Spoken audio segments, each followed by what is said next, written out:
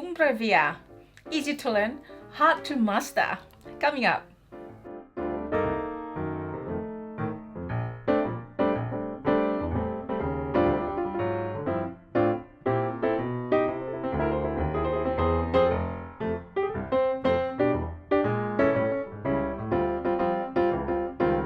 Hi, it's Tarrant. And Stella from Meeple University. Today we are excited to show you one of Pandasaurus Game's new game, Umbra Via. So this is kind of like an abstract game that has got easy rules, but a little bit tricky to actually strategize. So we're going to talk about how the game plays, the overview of it quickly, and then what we think of it. It's essentially it's sort of a spatial bidding and area control, area majority influence sort of game.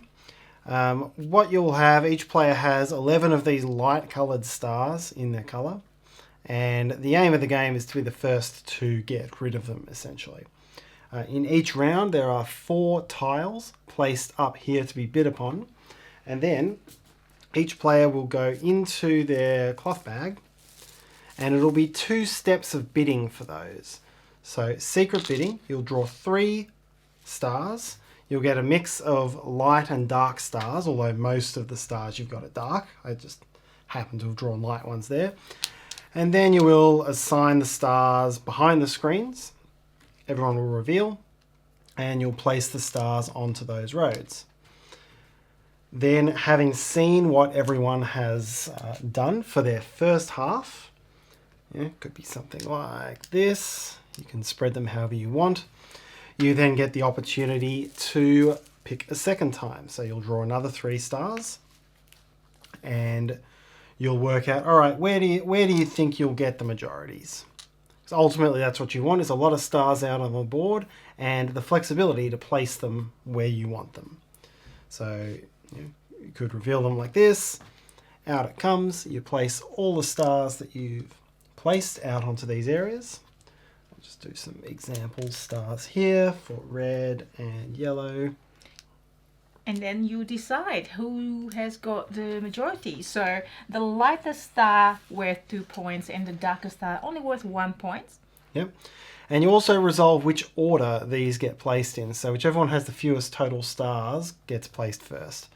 So the way this lays out here, the yellow player would get to place this one because they have the most on there. And it can't be rotated.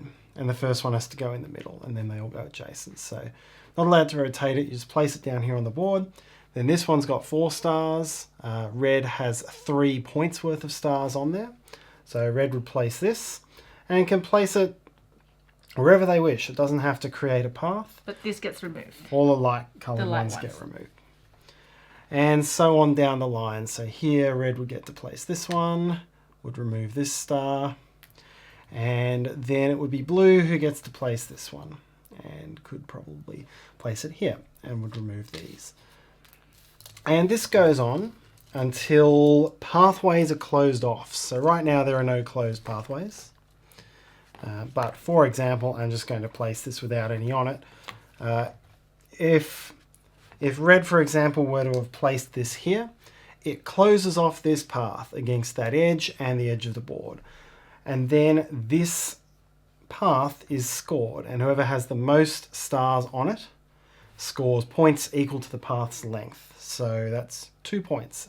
And that would allow the red player to take 2 stars off this little hex and add them to their bag. Pretend that's red. Yeah, pretend that's red. Add it to the bag. And then whoever's second gets half of that rounded down. So here yellow would get 1. And you keep halving it down the line until there's no points left to be taken. And then these come off the board. And so on. And the game basically cycles that way. You're trying to get as many of these stars gone as possible. And whoever gets rid of all the stars and then scores 2 stars at once, which is essentially what this final tile is. It has to be the winner of that round. Yep. Wins the game. So that's basically how it plays. You can see it's pretty simple rules.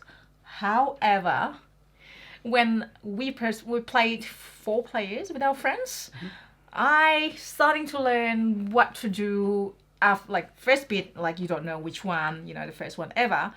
But you see, oh yeah, so no one's bidding on that. I should probably like get onto it so I can win majority, and then I'm the one to get to place it. But then if a lot of people going there, I win it, but then it gets placed last, so it's probably not really on your favor. There's really that interesting balance that I don't think I quite master yet. What do you think, Tarrant? Yeah, I think it's an interesting game. I like some of the things that do go into the bidding. I like that you've got stars that are worth double that you place, but then they don't go on the board to give you the majority. Right. That becomes quite important. And I really found quite interesting towards the end of the game, there are times where you really need to place one tile before another. Oh, yes. Because if you can take a path off the board that is part of what is closing off someone else's big path, that's really helpful. But then it means you need to try to win something with as few stars as possible, because then you get to place it early. So I know. I found that whole element of it very interesting. And other people can just see it. Okay, this person has got a lot of star and they're trying to close it. I think this is a good tile or that's the good tile. Can try to outbid it, but is that going to wreck their game? Are they going to waste their stars there? Because if you don't have a lot of stars on the board, then you need to win majority when the paths are closed, and then you get to get the light color star. There's a term for it. It's soul flower. Soul compared flower to and energy flower. Yes. Yeah, I haven't actually played anything quite like it. There's a bit mechanics, but then again, the bit is slightly blind. But it's not that it's not that majorly different. You could get a 1-pointer or you can get 2 pointers. I think it's interesting the way the bit works, and the fact that it is 2 rounds, you get the opportunity to see who's bidding what first before deciding, okay, I actually want to focus on this or that. Yep. There's a little bit of a catch up in that the further ahead you are, the more of the light coloured stars are in your bag, which is bad for scoring majorities on the board. So that's neat. It's a very small element. I think it also, though, factors into one of the things I didn't like about the game, which is you're randomly drawing whether it's light or dark stars out of your bag for a certain bidding round, and that can overturn your strategy. Yeah, it can put you behind without you really having any control over it. That's right.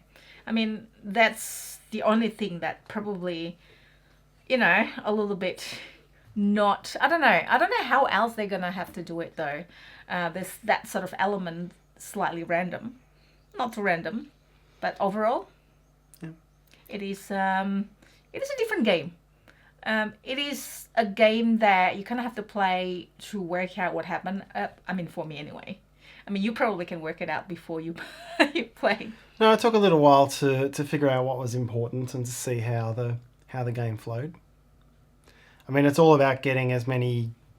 It's about star efficiency. That's really what it all is. If you sink a lot of stars into a path that you end up losing, that sets you a fair way back, because you've essentially wasted your point scoring capabilities.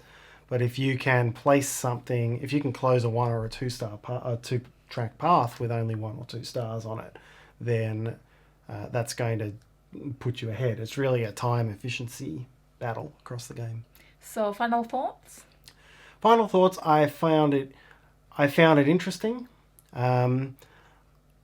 I don't think I found it exciting, but I definitely found it interesting, and I thought it was a good little mental challenge. The mental challenge that I am yet to master. I find that really interesting with that balance and where to bid, which particular tiles you want to bid, which one you want is suitable. Hopefully you get the chance to play it and let us know. If you have played it, this is a new release.